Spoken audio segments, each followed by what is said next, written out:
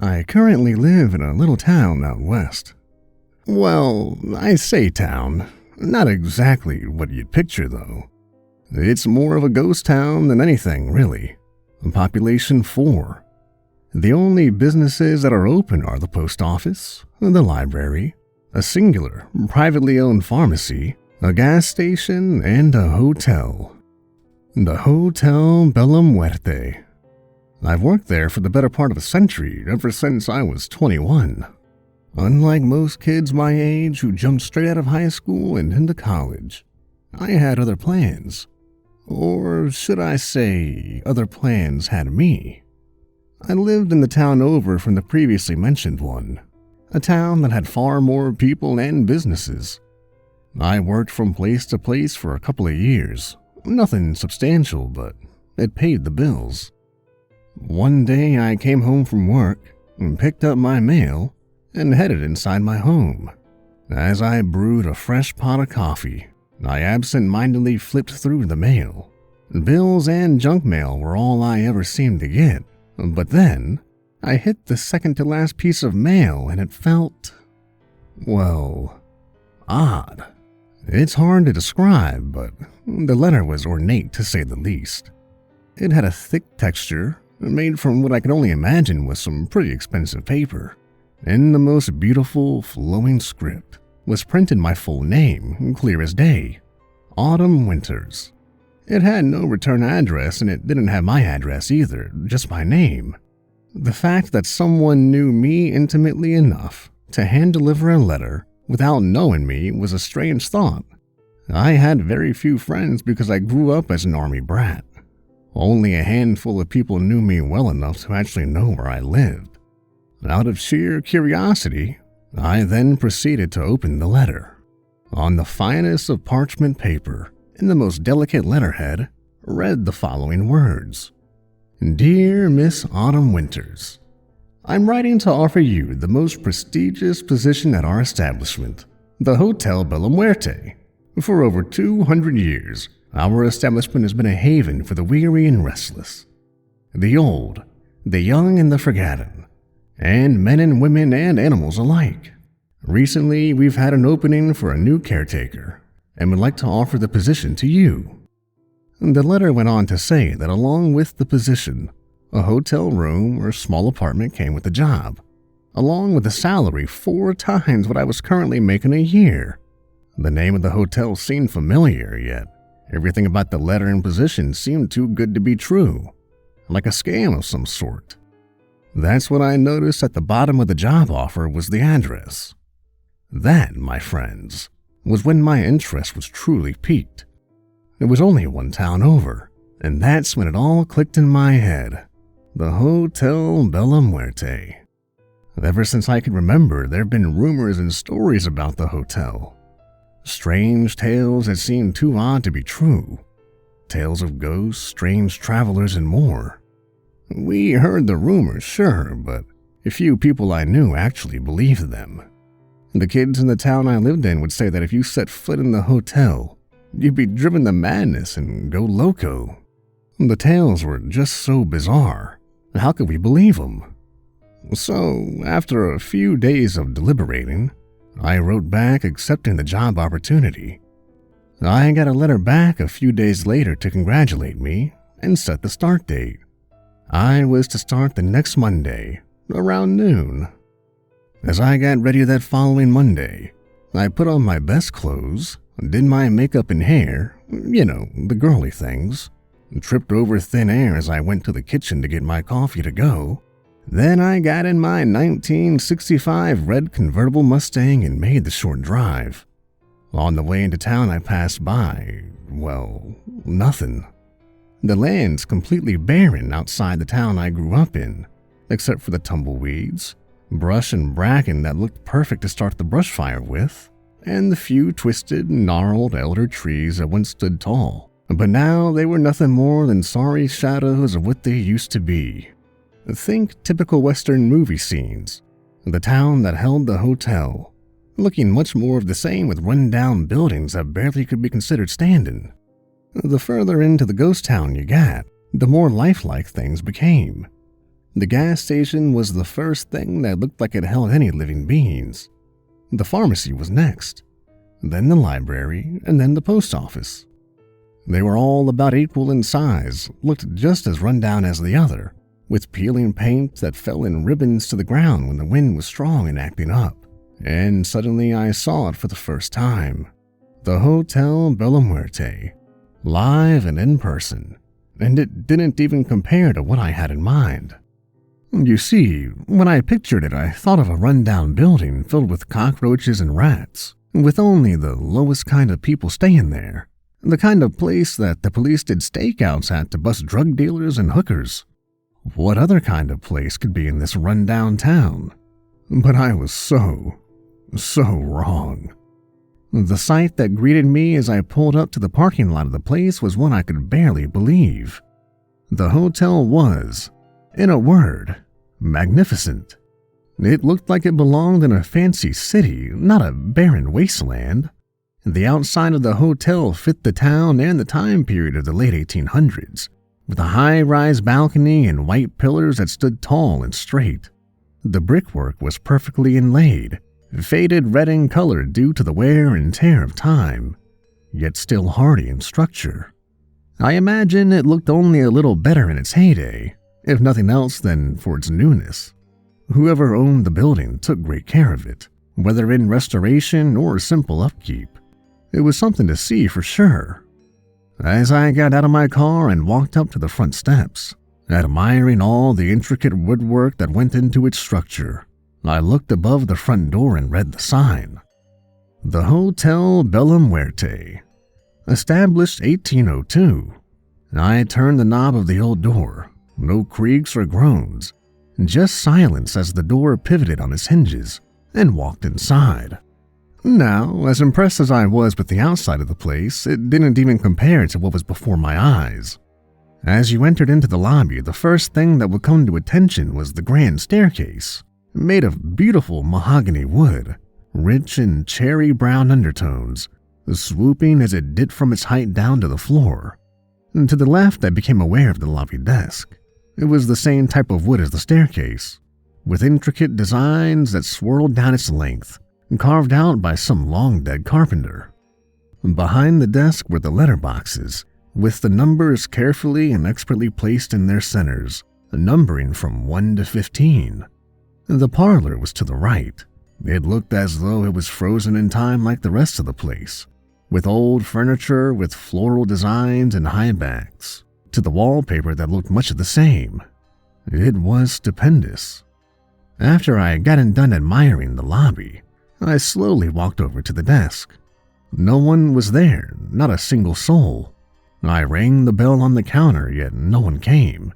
And after a few more minutes of waiting, I called out a hello. And still, nobody came. I began to wonder what I should do next. In our correspondence, I never got a phone number, despite noticing an old rotary phone on the desk near the letterboxes. Then I realized I actually never got a name of the person I was corresponding with. I didn't even know who my employer was. As I grappled with this realization, the phone began to ring, breaking the silence. I almost jumped out of my skin, scared shitless by the loud ringing in the otherwise quiet room. After no one magically appeared to answer it, it fell silent after the fourth ring, only to begin ringing once more. After regaining my composure, I walked around the desk to the back, looking around as I did so and feeling as if I were a child about to be caught with my hand in the cookie jar, and I picked up the phone. Hello? I answered slowly. Yes, is this Autumn? Yeah, it is. Who is this? I'm the owner, Mary, and my sister Martha is also on the phone, the voice said. Oh, hi, I said, stunned by the fact that the owners called instead of actually being there in person to greet me. Are you coming by, or are you here somewhere?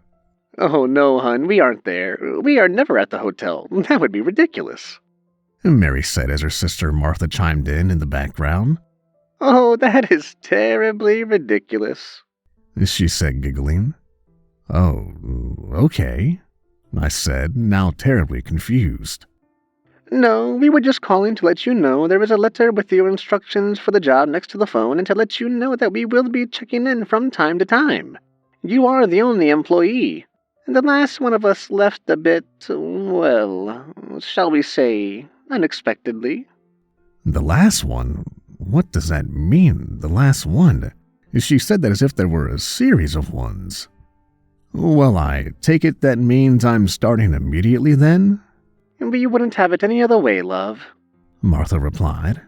Everything you'll need to know to run the place is in the letter. Just make sure you read everything and don't skip anything, Mary added. Then both in unison said, We'll be in touch, dear, as they hung up the phone. I was a little weirded out by the whole conversation, to be honest. It seemed so callous yet rushed despite the cheery nature of their voices and reactions. And the weird pet names, of course. I looked at the table next to the phone. As the sisters had said, there was a letter. I opened it quickly with the ornate silver letter opener conveniently placed in the first drawer I happened to look through. Out from the envelope popped a long, and I mean a 2-foot letter, made of the same parchment paper as my offer letter. As I started to read, I became increasingly confused and worried. What had I gotten myself into? The letter started out normally enough. It outlined the general duties of the job, how to receive payment, $50 a night. Stunningly low, I thought, for a place such as this, but I've never been in the hotel business and I wouldn't know otherwise. The housekeeping, even down to the way they wanted the toilet paper changed. The wrong way with the paper going under the roll, but hey, who am I to judge? Last but not least was written a long set of rules that honestly made no sense. Written in bold, red print, was the following set of rules. Rule 126. Never forget to lock the doors at night. You don't want to let them in. Rule 127. Make sure you feed Jesus every night, or else. Rule 128. Only take the trash out in daylight hours. Rule 129. Make sure to face the dolls in the room facing the wall at night. Rule 130. Don't ever take candy from the pharmacist. Rule 131. Never return a book late to the librarian. Rule 132. Always lick the stamps in the presence of the postman. And Rule 133. Never ever leave the town, under any circumstances, or you'll regret it. And that was that. Not threatening at all, or bizarre, or extremely specific at all. Just a normal set of rules that made the place seem a little more undesirable. Now I was really thinking I got myself into something, and not something good. And yet, I was thoroughly intrigued. I mean, what happens if I leave the town? Why did I have to lock the doors at night, and who was them? Why did I have to take the trash out during the day? And who the hell was Jesus? Nothing made sense. But since I was going to be here for a while, I decided I might as well settle in. I looked at the letter again, and at the end was my room number, and in the envelope was my room key. Room number 16. It turned out there was one extra room in the hotel. After I got the key, I put the letter back into its prior place, and I turned to walk up the stairs to explore what was going to be my new home. The doors on the second floor spanned 3 hallways, and a dining room attached to a kitchen. Each room numbered 1 through 16, alternating going from the left side of the hallway and then to the adjacent room on the right and back again. The walls seemed to ever expand and contract at the same time if you stood in one place for too long. A dizzying effect, to be sure. It reminded me of The Shining. No thank you. As I walked the halls, reaching the dining room, I passed by and I could have sworn I saw a dark shadow pass by the half-open door. But when I looked inside, there was nothing. There were only the tables and chairs and waiting tables lining the walls. Strange, I thought, but just shrugged it off and continued down the hall. Number 13, 14, 15, and finally, number 16. As I jiggled the old skeleton key in its lock, there appeared to be a slight mumbling coming from the other side of the door. I promptly stopped to listen, but there was nothing, not a single solitary sound. So I proceeded to open the door once unlocked. My room, like the rest of the place, was absolutely beautiful. The queen-size bed with ornate canopy, all white billowing in the soft breeze from the open window, stood in the left-hand side of the room towards the middle of the length of the wall. The small sitting area was to the right with a wardrobe, a small couch, and 2 high-backed chairs of the same make as those in the sitting room downstairs. The same floral patterns and everything. The open balcony windows were straight ahead. As I walked to them, I became all too aware of the mumbling again. I spun quickly around to see that in the corner of the right side of the room was a bird's perch in a cage. And when I say bird, I don't mean a parrot or a cockatoo or even a parakeet or finch. What I saw sitting there was a raven, and it was talking. Just strange phrases and random words, but human words nonetheless. I began to approach the bird and it let out a loud squawk and began to flap its wings and flew straight into my face, blinding me for a second. Now, I think it would be fair to mention, for visual's sake, that I hate birds. Yeah, they are or can be pretty. Yeah, they've got beautiful songs and musical notes that they chipperly sing out. And yeah, they perhaps make good companions for some people. I, however, am not one of those people. And I especially hate when their little, or in this case, big flappy wings come flying in my face or near in my visual field. So of course I screamed out loud, which only made it squawk louder with its horrible croaky voice. Then, as soon as it had hit me, it flew away. I took my arms down after a moment, once I knew it was gone, which had been trying to shield my face, and began to look around the room. Not a bird in sight. Had I just dreamed I saw that, too, or was I starting to go loco in that hotel, as the many rumors from my childhood had said you would if you stepped inside the Hotel Bella Muerte? After calming down a bit, I began to shrug off the fear and replace it with determination to settle in and set up the room with my things. Once I had finished, at the exact moment I put the last pair of pants in the wardrobe, I heard a strange sound, a little ding. That's when I realized I heard the bell from downstairs. Someone was in the lobby.